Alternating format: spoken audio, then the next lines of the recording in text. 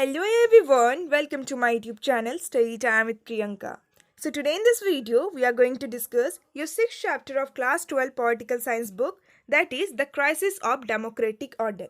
So इस chapter में हम लोग 1975 के एमरजेंसी के बारे में डिस्कस करने वाले हैं, जो कि इंदिरा गांधी जी के रिकमेंडेशन से हमारी कंट्री में इम्पोज किया गया था. सो ये चैप्टर भी एक बहुत ही ज़्यादा इम्पॉर्टेंट चैप्टर है. सो सबसे पहले तो हम लोग इस चैप्टर को अपने प्रीवियस चैप्टर के साथ थोड़ा सा रिलेट करते हैं, ताकि आप लोगों को एक कंटिन्यूस वे में हमारी कंट्री में जो भी मेजर पॉलिटिकल डेवलपमेंट हुआ था वो समझ में आए. सो प्रीवियस चैप्टर का नाम था challenges to and restoration of the Congress system. So उस चैप्टर में सबसे पहले तो हम लोगों ने उन सारे चैलेंजेस के बारे में डिस्कस किया जो कि कांग्रेस पार्टी को फेस करना पड़ा. बट साथ ही साथ हम लोगों ने एट द एंड ये भी डिस्कस किया कि किस तरीके से 1971 के जनरल इलेक्शन में इंदिरा गांधी जी के द्वारा कांग्रेस पार्टी को दोबारा से रीस्टोर किया गया. कांग्रेस पार्टी का जो डोमिनेंस था उसको दोबारा से रीस्टेबलाइज किया गया. बट मेजर डिफरेंस हमें क्या देखने को मिलता है कि इंदिरा गांधी जी ने जिस कांग्रेस सिस्टम को या फिर कांग्रेस पार्टी को रीस्टोर किया था, सो वो कांग्रेस पार्टी एंड पुराना वाला जो कांग्रेस पार्टी था, सो उसमें बहुत ही ज़्यादा डिफरेंस था. सो 1973 से लेकर 1975 के बीच में हमारी कंट्री में कुछ ऐसे इवेंट्स होते हैं जिन सारे इवेंट्स को देखने के बाद हमें क्लियरली ये पता लगता है कि ये जो न्यू कांग्रेस पार्टी था, इंदिरा गांधी जी का जो कांग्रेस पार्टी था, वो पुराने वाले कांग्रेस पार्टी से बहुत ही ज़्यादा डिफरेंट था. सो 1973 से लेकर 1975 के बीच में हमारी कंट्री में कुछ ऐसे डेवलपमेंट्स होते हैं जिसकी वजह से फाइनली जून 1975 में इंदिरा गांधी जी के रिकमेंडेशन से हमारी कंट्री में एमरजेंसी को इम्पोज किया जाता है. सो इस चैप्टर में हम लोग उसी एमरजेंसी के बारे में डिस्कस करने वाले हैं. सो चैप्टर का नाम क्राइसिस ऑफ डेमोक्रेटिक ऑर्डर क्यों रखा गया है? सो क्राइसिस का मतलब होता है सीरियस प्रॉब्लम. सो हमारी कंट्री में जो डेमोक्रेटिक ऑर्डर है, जो डेमोक्रेटिक सिस्टम है, सो उस सिस्टम में हमें सीरियस प्रॉब्लम देखने को मिला. सो इसी वजह से इस चैप्टर का नाम रखा गया है the crisis of democratic order. So I hope कि आप लोगों को इस चैप्टर का एक बेसिक इंट्रोडक्शन मिल गया होगा. सो नाउ अब हम लोग अपने फर्स्ट टॉपिक से इस चैप्टर की शुरुआत करते हैं. सो फर्स्ट टॉपिक का नाम है बैकग्राउंड टू इमरजेंसी. सो इस टॉपिक में हम लोग इमरजेंसी से पहले हमारी कंट्री में जो सिचुएशन था, जो कंडीशन था, सो उसके बारे में डिस्कस करने वाले हैं. सो सबसे पहले तो इस टॉपिक के इंट्रोडक्शन में हमें उन सारे मेजर चेंजेस के बारे में बता रखा है जो कि 1967 के बाद हमारी कंट्री में होता है. सो 1967 के बाद यानी कि 4th जनरल इलेक्शन के बाद इंदिरा गांधी जी हमारी कंट्री में एक टावरिंग लीडर के रूप में इमर्ज होती है. सो 1971 के जनरल इलेक्शन में जीतने के बाद इंदिरा गांधी जी बहुत ही ज़्यादा फेमस हो जाती है. इनफैक्ट कांग्रेस में जब स्प्लिट होता है, सो उसके बाद से इंदिरा गांधी अपने डोमिनेंस को बहुत ही ज़्यादा मेंटेन करती है, उसको बढ़ाती है. एंड उनका जो पॉपुलैरिटी था वो हमें साफ साफ 5th जनरल इलेक्शन के रिजल्ट में देखने को मिला. सो इंदिरा गांधी एक टावरिंग लीडर के रूप में इमर्ज हुई. बट इसी के साथ साथ उस टाइम पीरियड के दौरान पार्टी कंपटीशन भी बहुत ही ज़्यादा बेटर होने लगा. यानी कि 5th जनरल इलेक्शन से पहले जो पार्टी कंपटीशन था, यानी कि अलग अलग पॉलिटिकल पार्टीज के बीच में जो कंपटीशन था पावर में आने के लिए, वो इतना ज़्यादा नहीं था. बट 1967 के बाद यानी कि 4th जनरल इलेक्शन के बाद पार्टी कंपटीशन बहुत ही ज़्यादा बेटर होने लगा.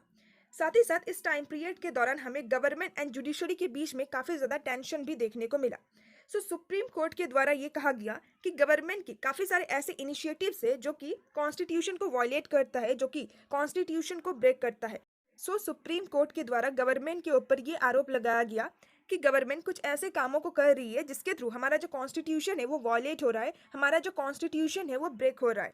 बट कांग्रेस पार्टी के द्वारा उस टाइम पीरियड के दौरान कांग्रेस पार्टी का ही गवर्नमेंट था. सो कांग्रेस पार्टी के द्वारा ये कहा गया कि जो कोर्ट है, जो सुप्रीम कोर्ट है, वो डेमोक्रेसी के प्रिंसिपल के अगेंस्ट में है एंड पार्लियामेंट्री सुप्रीमेसी के अगेंस्ट में है. पार्लियामेंट्री सुप्रीमेसी यानी कि किसी भी कंट्री में अगर पार्लियामेंट्री सुप्रीमेसी होता है, दैट मीन्स कि उस कंट्री में जो पार्लियामेंट है वही सबसे इंपॉर्टेंट होता है, उसी का डोमिनेंस होता है.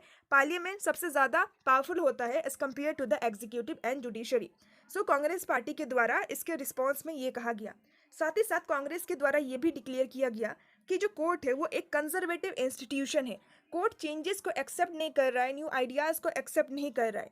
एंड कहीं ना कहीं कोर्ट के द्वारा कांग्रेस पार्टी को यानी कि गवर्नमेंट को ऑब्स्ट्रक्ट किया जा रहा है, उसको रोका जा रहा है in the way of implementing pro poor welfare programmes. यानी कि कांग्रेस पार्टी जिन सारे वेलफेयर प्रोग्राम्स को इंट्रोड्यूस करना चाहते हैं कंट्री में, सो उन सारे प्रोग्राम्स को इंट्रोड्यूस करने से जो कोर्ट है वो रोक रहा है, जो जुडिशरी है वो गवर्नमेंट को रोक रहा है। सो इस टाइम पीरियड के दौरान गवर्नमेंट एंड जुडिशरी के बीच में हमें कुछ सीरियस टेंशन देखने को मिलते हैं।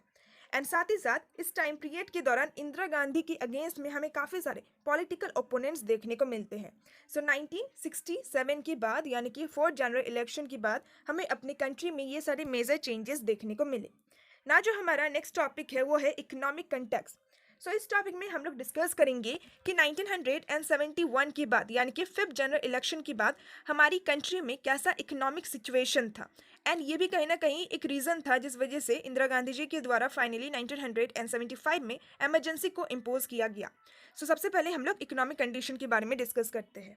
सो 1971 के इलेक्शन में कांग्रेस पार्टी के द्वारा गरीबी हटाओ दैट इज रिमूव पॉवर्टी का स्लोगन दिया गया था 1971 के इलेक्शन को जीतने के लिए। सो कांग्रेस पार्टी के द्वारा इंदिरा गांधी जी के द्वारा ये प्रॉमिस किया गया था कि अगर मैं 1971 का इलेक्शन जीत जाती हूँ सो हमारी कंट्री में जो पॉवर्टी है सो वो इंदिरा गांधी जी के द्वारा रिमूव किया जाएगा, कांग्रेस गवर्नमेंट के द्वारा रिमूव किया जाएगा। बट इलेक्शन को जीतने के बाद 1971 एंड 72 के टाइम पीरियड के दौरान हमारी कंट्री में जो सोशल एंड जो इकोनॉमिक कंडीशन था वो उतना ज़्यादा इम्प्रूव नहीं होता है। सो इस वजह से कहीं ना कहीं कॉमन पीपल के मन में कांग्रेस पार्टी के प्रति डिससेटिस्फैक्शन अराइज हो गया कि कांग्रेस पार्टी के द्वारा जो प्रोमिसेस किए गए थे सो उन सारे प्रोमिसेस को अच्छी तरीके से फुलफिल नहीं किया गया। सो इसके अलावा 1971 के बाद हमारी कंट्री में कुछ ऐसे सिचुएशन अराइज होते हैं जिस वजह से हमारी कंट्री में जो इकोनॉमिक कंडीशन था, जो इकोनॉमिक सिचुएशन था वो और भी ज़्यादा खराब हो जाता है। सो पहला रीज़न है इंडिया पाकिस्तान वार ऑफ 1971। सो 1971 के टाइम पीरियड के दौरान बांग्लादेश में जो क्राइसिस हुए थे सो उसका प्रभाव हमें इंडियन इकोनॉमी में देखने को मिला, हमें अपनी कंट्री की इकोनॉमी में देखने को मिला। सो इस टाइम पीरियड के दौरान ईस्ट पाकिस्तान एंड वेस्ट पाकिस्तान के बीच में काफ़ी ज़्यादा कन्फ्लिक्ट अराइज हो गए थे। सो इस वजह से ईस्ट पाकिस्तान में रहने वाले ऐसे काफ़ी सारे लोग थे जो कि बॉर्डर को क्रॉस करके इंडिया आ रहे थे। सो उस क्राइसिस के टाइम पीरियड के दौरान लगभग 8 मिलियन पीपल ईस्ट पाकिस्तान के बॉर्डर को क्रॉस करके इंडिया पहुंच रहे थे। सो इस वजह से हमें इंडिया में बहुत ज़्यादा रिफ्यूजीज़ का प्रॉब्लम देखने को मिला। सो एट द एंड इंडिया के द्वारा ये डिसाइड किया गया कि इंडिया ईस्ट पाकिस्तान का मदद करेगा अगेंस्ट वेस्ट पाकिस्तान। सो इसके रिजल्ट में इंडिया एंड वेस्ट पाकिस्तान के बीच में एक वार डिक्लेयर हो जाता है। सो इस वार में भले ही इंडिया की जीत हो जाती है बट इस वार की वजह से हमारा जो इकोनॉमी था सो वो बहुत ही ज़्यादा ख़राब हो जाता है। जैसे कि अगर किसी भी देश के बीच में वार होता है सो उस वार में बहुत ही ज़्यादा खर्चा होता है, बहुत ही ज़्यादा एक्सपेंडिचर होता है। सो जब इंडिया एंड पाकिस्तान के बीच में ये वार हुआ सो इस वार की वजह से हमारी कंट्री का जो इकोनॉमी था वो बहुत ही ज़्यादा रिड्यूस हो गया। एंड इसके अलावा यूएस गवर्नमेंट के द्वारा इंडिया को किसी भी तरीके का हेल्प प्रोवाइड करने से भी मना कर दिया गया, क्योंकि उस टाइम पीरियड के दौरान Pakistan and USA friendly nation हुआ करता था। पाकिस्तान के द्वारा यूएस के अलायंस को ज्वाइन किया गया था क्योंकि उस टाइम पीरियड के दौरान कोल्ड वार एरा चल रहा था। सो इस वजह से इंडिया को यूएस गवर्नमेंट के द्वारा कोई भी फाइनेंशियल हेल्प भी नहीं मिल रहा था। सो 1971 में इंडिया एंड पाकिस्तान के बीच में जो वार हुआ, जो बांग्लादेश क्राइसिस हुआ, सो इसका असर हमें इंडियन इकोनॉमी में देखने को मिला। दूसरा रीज़न है ऑयल प्राइजेस इंक्रीज। सो अगर हम लोग इंटरनेशनल मार्केट में देखें सो उस टाइम पीरियड के दौरान ऑयल का जो प्राइस था वो बहुत ही ज़्यादा इंक्रीज हो गया था। सो ऑयल के प्राइस में इंक्रीजमेंट होने की वजह से बाकी दूसरे जो कमोडिटीज़ थे सो उन सारे कमोडिटीज़ के प्राइस में भी हमें इंक्रीजमेंट देखने को मिला। सो 1973 में हमें 23% ऑयल के प्राइस में इंक्रीजमेंट देखने को मिला, वेरस 1974 में ये नंबर चेंज होकर 30% हो गया। सो 1974 में हमें लगभग 30% ऑयल के प्राइस में इंक्रीजमेंट देखने को मिला।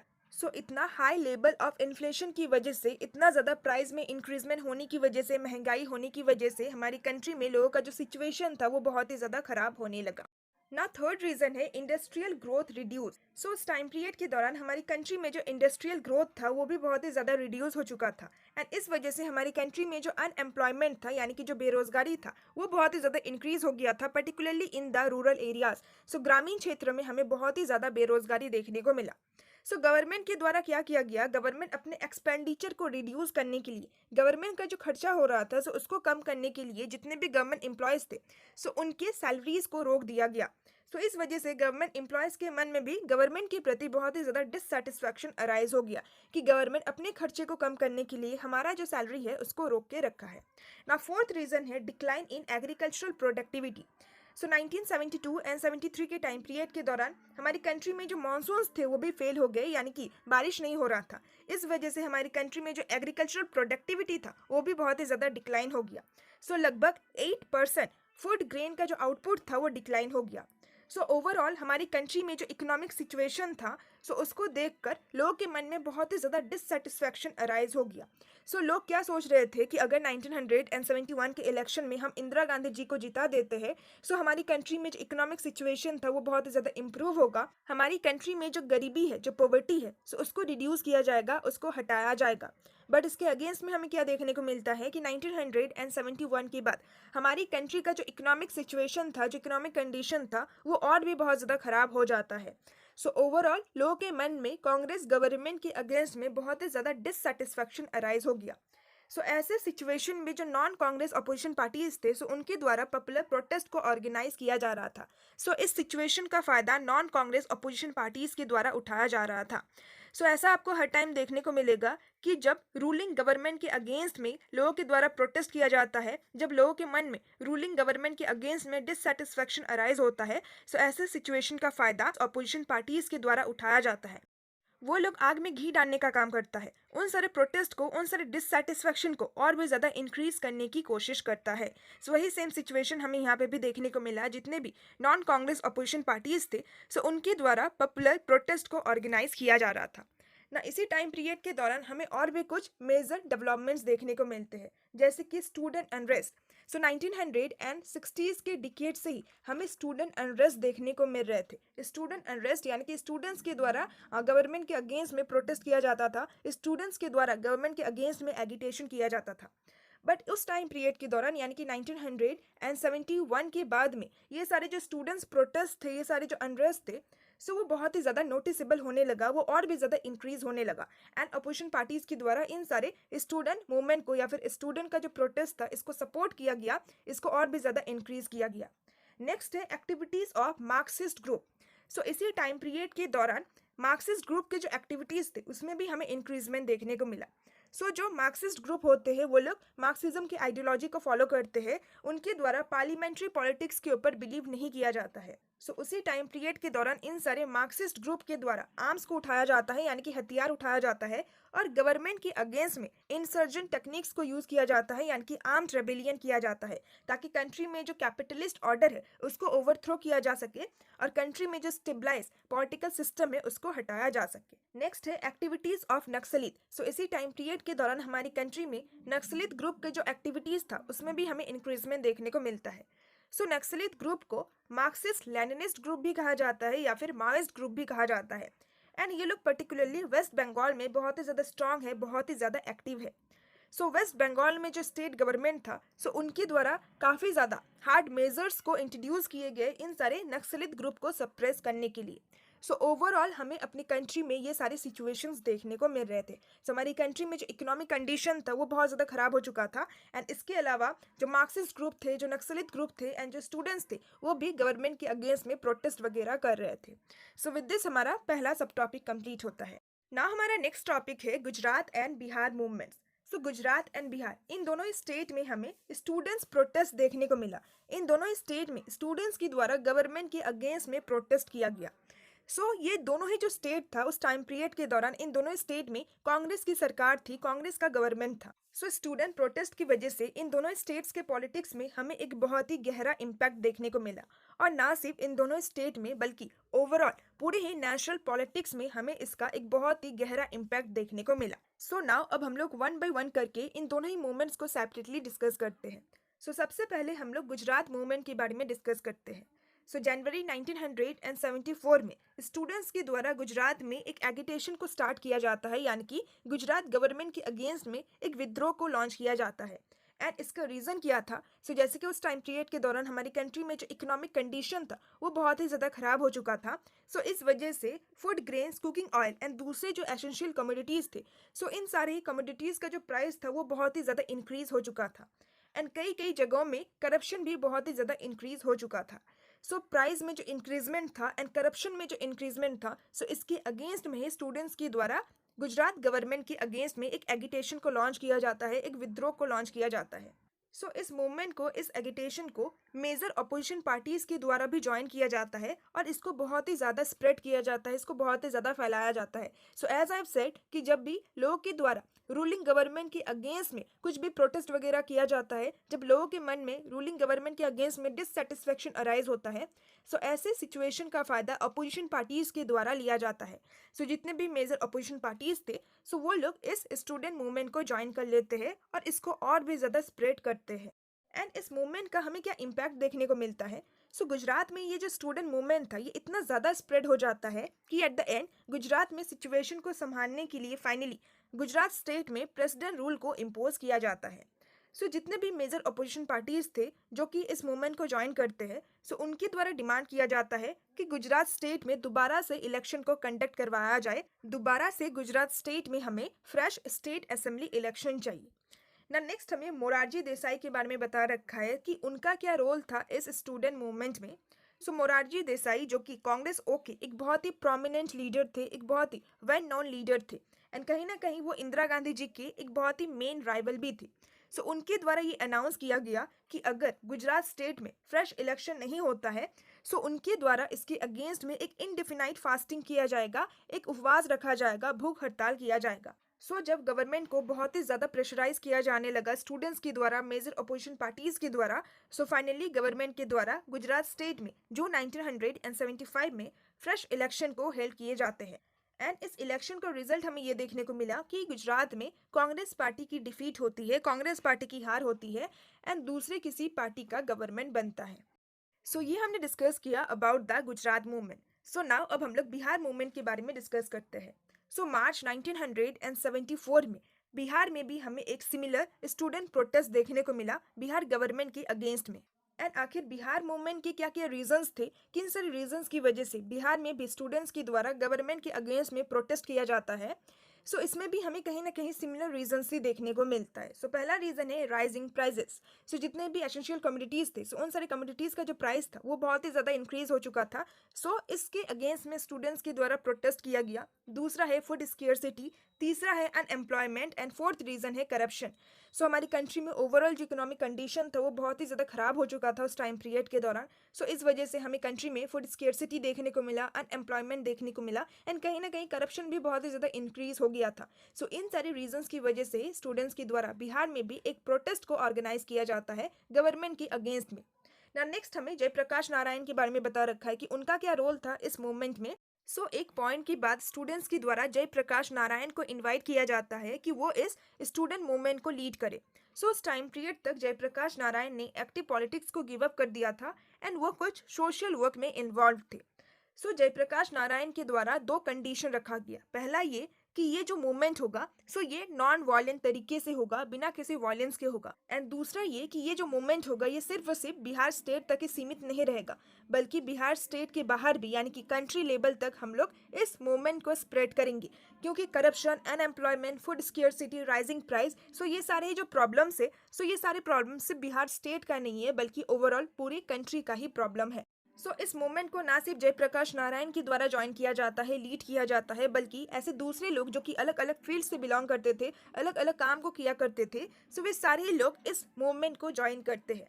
सो इस मूवमेंट में क्या डिमांड रखा जाता है जयप्रकाश नारायण जी के द्वारा? सो जयप्रकाश नारायण जी ये डिमांड रखते हैं कि सबसे पहले बिहार में जो कांग्रेस की सरकार है, जो कांग्रेस का गवर्नमेंट है, सो उसको डिसमिस कर दिया जाए एंड पूरी कंट्री में टोटल रेवोल्यूशन लाया जाए, ना सिर्फ पॉलिटिकल स्पेयर में बल्कि सोशल एंड इकोनॉमिक स्पेयर में भी, एंड पूरी कंट्री में ट्रू डेमोक्रेसी को स्टेबलाइज किया जाए। सो इन सारी डिमांड को फुलफिल करने के लिए बहुत ही ज़्यादा प्रोटेस्ट किया जाता है गवर्नमेंट के अगेंस्ट में। सो काफ़ी ज़्यादा बंद, घेरोज एंड स्ट्राइक को ऑर्गेनाइज किया जाता है बिहार गवर्नमेंट के अगेंस्ट में प्रोटेस्ट करने के लिए। बट बिहार में जो कांग्रेस का गवर्नमेंट था सो वो रिजाइन करने से रिफ्यूज़ कर देता है, जैसे कि हमें गुजरात के कांग्रेस गवर्नमेंट में देखने को मिला। सो ये हम लोगों ने गुजरात एंड बिहार मूवमेंट के बारे में डिस्कस किया। सो आप देख सकते हैं कि धीरे धीरे किस तरीके से लोगों के मन में कांग्रेस गवर्नमेंट के अगेंस्ट में जो डिससेटिस्फेक्शन था वो प्रोटेस्ट के रूप में बाहर आ रहा था ना। नेक्स्ट हमें जयप्रकाश नारायण के बारे में थोड़ा और डिटेल वे में बता रखा है। सो जयप्रकाश नारायण ये चाहते थे कि बिहार में ये जो मूवमेंट था ये ना सिर्फ बिहार तक सीमित रहे बल्कि कंट्री के दूसरे पार्ट्स में भी इस मूवमेंट को स्प्रेड किया जाए। सो एक तरफ तो जयप्रकाश नारायण के द्वारा बिहार के मूवमेंट को लीड किया जा रहा था, इस एगिटेशन को लीड किया जा रहा था, एंड दूसरी तरफ हमें ये देखने को मिला कि उसी टाइम पीरियड के दौरान रेलवे एम्प्लॉयज़ के द्वारा भी एक नेशन वाइड स्ट्राइक को लॉन्च किया गया, एक हड़ताल किया गया, जिसके बारे में अभी हम लोग नेक्स्ट टॉपिक में डिस्कस करेंगे। सो 1975 के टाइम पीरियड के दौरान जयप्रकाश नारायण जी के द्वारा पार्लियामेंट तक एक मार्च को ऑर्गेनाइज किया गया, एक जुलूस निकाला गया, and this was one of the largest political rallies that ever held in the capital. So Delhi में होने वाला ये one of the largest political rallies था। सो जुलूस के द्वारा रैली करके, मार्च करके जयप्रकाश नारायण अपने डिमांड को फुलफिल करने की कोशिश कर रहे थे। सो जयप्रकाश नारायण को दूसरे जो नॉन कांग्रेस अपोजिशन पार्टीज थे, जैसे कि भारतीय जनसंघ, कांग्रेस ओ, भारतीय लोक दल एंड सोशलिस्ट पार्टी, सो ये सारे अपोजिशन पार्टीज भी जयप्रकाश नारायण को सपोर्ट कर रहे थे। एंड इवन ये सारी ही पार्टीज जयप्रकाश नारायण को इंदिरा गांधी जी के अल्टरनेटिव के रूप में प्रोजेक्ट कर रहे थे कि अगर कोई इंदिरा गांधी जी को रिप्लेस कर सकता है सो वो जयप्रकाश नारायण ही है। ना नेक्स्ट हमें ये बता रखा है कि इन सारे मूवमेंट के अगेंस्ट में हमें काफी ज्यादा क्रिटिसिज्म भी देखने को मिला। सो जयप्रकाश नारायण के जो आइडियाज थे एंड जयप्रकाश नारायण के द्वारा जिस मास एगिटेशन को लीड किया जा रहा था, सो उस मास एगिटेशन के पीछे का जो पॉलिटिक्स था, सो इससे रिलेटेड हमें काफ़ी ज़्यादा क्रिटिसिज्म भी देखने को मिला। सो दूसरे लोगों के द्वारा ये कहा गया कि गुजरात एंड बिहार में ये जो एगिटेशन हुआ, ये जो मूवमेंट हुआ, सो वो एंटी कांग्रेस मूवमेंट था, यानी कि बिहार एंड गुजरात में मूवमेंट स्टेट गवर्नमेंट के अगेंस्ट में नहीं था बल्कि ये कांग्रेस के अगेंस्ट में था। So they were seen as protest against the leadership of Indira Gandhi. So कहीं ना कहीं इनडायरेक्टली वो लोग इंदिरा गांधी की लीडरशिप के अगेंस्ट में प्रोटेस्ट कर रहे हैं। वो लोग नहीं चाहते हैं कि जो इंदिरा गांधी है वो पावर में रहे। सो बिहार एंड गुजरात में जो मूवमेंट था वो गवर्नमेंट के अगेंस्ट में नहीं था बल्कि खासकर कांग्रेस गवर्नमेंट के अगेंस्ट में था, इंदिरा गांधी जी के अगेंस्ट में था।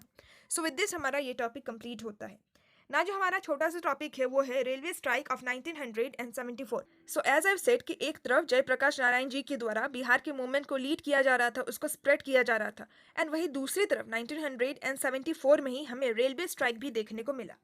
So the National Coordination Committee for Railwaymen Struggle, led by George Fernandez, gave a call for nationwide strike by all employees of the railways. So जैसे कि हम लोगों ने अभी डिस्कस किया कि गवर्नमेंट अपने एक्सपेंडिचर को कम करने के लिए गवर्नमेंट एम्प्लॉयज की जो सैलरीज थे सो उसको फ्रोज कर रहे थे, उसको रोक रहे थे। सो इसी के अगेंस्ट में रेलवे एम्प्लॉयज के द्वारा भी गवर्नमेंट के अगेंस्ट में एक स्ट्राइक को लॉन्च किया जाता है 1974 में। सो ये जो नेशनल कोऑर्डिनेशन कमिटी था फॉर रेलवेमैन स्ट्रगल, सो इसको जॉर्ज फर्नांडिस के द्वारा लीड किया गया एंड उन्हीं के द्वारा एक नेशन वाइड स्ट्राइक को कॉल किया गया। सो इस स्ट्राइक में एम्प्लॉयज़ के द्वारा क्या कुछ डिमांड किया गया। सो एम्प्लॉयज़ बेसिकली अपने बोनस से रिलेटेड डिमांड कर रहे थे और अपने सर्विस कंडीशन से रिलेटेड डिमांड कर रहे थे इस स्ट्राइक के द्वारा, बट गवर्नमेंट के द्वारा इन सारे डिमांड्स को अपोज किया गया। सो इसी वजह से गवर्नमेंट एम्प्लॉयज़ के द्वारा फाइनली मई 1974 में गवर्नमेंट के अगेंस्ट में एक स्ट्राइक को लॉन्च किया जाता है, एक हड़ताल किया जाता है। सो इस स्ट्राइक में सारे ही जो रेलवे एम्प्लॉयज़ थे सो वो काम करने के लिए मना कर देते हैं। ना नेक्स्ट इसके अगेंस्ट में हमें गवर्नमेंट का क्या रिएक्शन देखने को मिलता है। सो गवर्नमेंट के द्वारा इस स्ट्राइक को इलीगल डिक्लेयर किया गया। सो गवर्नमेंट ने इन सारे स्ट्राइकिंग वर्कर्स का जो डिमांड था उसको एक्सेप्ट करने से रिफ्यूज कर दिया एंड इस प्रोटेस्ट को, इस स्ट्राइक को लीड करने वाले जो लीडर्स थे सो उनको अरेस्ट कर लिया गया एंड गवर्नमेंट के द्वारा टेरिटोरियल आर्मी को डिप्लॉय किया गया रेलवे ट्रैक को प्रोटेक्ट करने के लिए। सो ये जो स्ट्राइक था सो इस स्ट्राइक को 20 डेज में ही कॉल ऑफ कर लिया गया विदाउट एनी सेटलमेंट। सो जब गवर्नमेंट का ऐसा रिएक्शन देखने को मिला सो खुद ब खुद सिर्फ 20 डेज में ही गवर्नमेंट एम्प्लॉयज़ के द्वारा इस स्ट्राइक को बंद कर दिया गया एंड इस स्ट्राइक में हमें कोई भी सेटलमेंट देखने को नहीं मिला। सो 1974 में गवर्नमेंट को रेलवे स्ट्राइक का जो चैलेंज था, जो प्रॉब्लम था, उसको भी फेस करना पड़ा। ना जो हमारा नेक्स्ट टॉपिक है वो है कन्फ्लिक्ट विद जुडिशरी। सो एक तरफ तो हम लोगों ने ये देखा कि इस टाइम पीरियड के दौरान हमारी कंट्री में जो इकोनॉमिक कंडीशन था, जो इकोनॉमिक सिचुएशन था वो बहुत ही ज़्यादा ख़राब हो चुका था, एंड दूसरी तरफ हमें ये देखने को मिला कि इसी टाइम पीरियड के दौरान काफ़ी सारे स्टेट में कांग्रेस गवर्नमेंट के अगेंस्ट में मूवमेंट्स को लॉन्च किए जा रहे थे, विद्रोह किया जा रहा था, प्रोटेस्ट किया जा रहा था। साथ ही साथ हमें रेलवे स्ट्राइक भी देखने को मिला इसी टाइम पीरियड के दौरान, एंड इन सारी प्रॉब्लम्स के साथ साथ फाइनली हमें इसी टाइम पीरियड के दौरान गवर्नमेंट एंड जुडिशरी के बीच में भी कन्फ्लिक्ट देखने को मिला। सो ये जो टाइम पीरियड था ये वही टाइम पीरियड था जिस टाइम पीरियड के दौरान गवर्नमेंट का एंड रूलिंग पार्टी का जुडिशरी के साथ हमें काफ़ी ज़्यादा डिफरेंसेस देखने को मिले, काफ़ी ज़्यादा कन्फ्लिक्ट देखने को मिला। So it was cursed by 3 constitutional issues. So इस टाइम पीरियड के दौरान 3 ऐसे कॉन्स्टिट्यूशनल इशूज होते हैं जिस वजह से गवर्नमेंट एंड जुडिशरी के बीच में हमें ये डिफरेंसेस देखने को मिला। सो पहला इशू ये है कि पार्लियामेंट के द्वारा ये कहा गया कि क्या हम लोग पीपल के फंडामेंटल राइट को रेस्ट्रिक्ट कर सकते हैं। सो तब सुप्रीम कोर्ट के द्वारा ये कहा गया कि पार्लियामेंट पीपल के फंडामेंटल राइट को रेस्ट्रिक्ट नहीं कर सकता है, पार्लियामेंट फंडामेंटल राइट में अमेंडमेंट नहीं कर सकता है ना। सेकेंड इशू ये था कि दूसरे किसी केस में पार्लियामेंट के द्वारा ये कहा गया कि क्या हम लोग राइट टू प्रॉपर्टी को कर्टेल कर सकते हैं, उसको रिड्यूस कर सकते हैं कॉन्स्टिट्यूशनल अमेंडमेंट के द्वारा।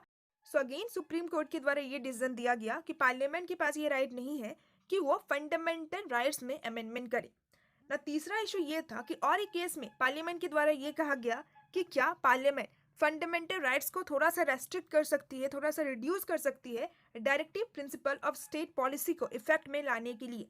सो अगेन सुप्रीम कोर्ट के द्वारा इस प्रोविजन को भी रिजेक्ट कर दिया गया। सो इन तीनों इश्यूज की वजह से गवर्नमेंट एंड सुप्रीम कोर्ट या फिर जुडिशरी के बीच में हमें डिफरेंसेस देखने को मिले। And finally Keshavananda Bharati case में ये जो डिफरेंसेस था इसको सॉल्व किया गया। So in the famous Keshavananda Bharati case court के द्वारा ये डिसीजन दिया गया कि हमारे कॉन्स्टिट्यूशन में कुछ जो बेसिक फीचर्स है सो उसको पार्लियामेंट कभी भी अमेंड नहीं कर सकता है, चेंज नहीं कर सकता है, बाकी सब कुछ पार्लियामेंट चेंज कर सकता है। सो इन सारे कॉन्स्टिट्यूशनल इश्यूज के बारे में आप लोगों ने अपने क्लास 11 पॉलिटिकल साइंस के बुक में भी ज़रूर पढ़ा होगा, बट इस टॉपिक में हमें थोड़ा सा एक आइडिया दिया गया है कि किस तरीके से हमें गवर्नमेंट एंड जुडिशरी के बीच में डिफरेंसेस देखने को मिला इन तीनों कॉन्स्टिट्यूशनल इश्यूज की वजह से। नाउ इस टाइम पीरियड के दौरान दो और ऐसे डेवलपमेंट्स होते हैं जिस वजह से जुडिशरी एंड एग्जीक्यूटिव के बीच में जो टेंशन था वो और भी ज़्यादा इंक्रीज हो गया। सो पहला यह है कि जब 1973 में सुप्रीम कोर्ट के द्वारा केशवानंदा भारती केस का डिसीजन सुनाया गया, सो उसके जस्ट बाद चीफ जस्टिस ऑफ इंडिया के पोस्ट के लिए हमारी कंट्री में वैकेंसी निकलता है। सो हमारी कंट्री में एक प्रैक्टिस है कि सुप्रीम कोर्ट का जो भी सबसे सीनियर मोस्ट जज होता है सो उसी को चीफ जस्टिस ऑफ इंडिया के रूप में अपॉइंट किया जाता है। बट 1973 में हमें यह देखने को मिला कि गवर्नमेंट के द्वारा सुप्रीम कोर्ट के 3 ऐसे सीनियर मोस्ट जज थे जिनको साइडलाइन करके जस्टिस A.N. राय को चीफ जस्टिस ऑफ इंडिया के रूप में अपॉइंट किया गया।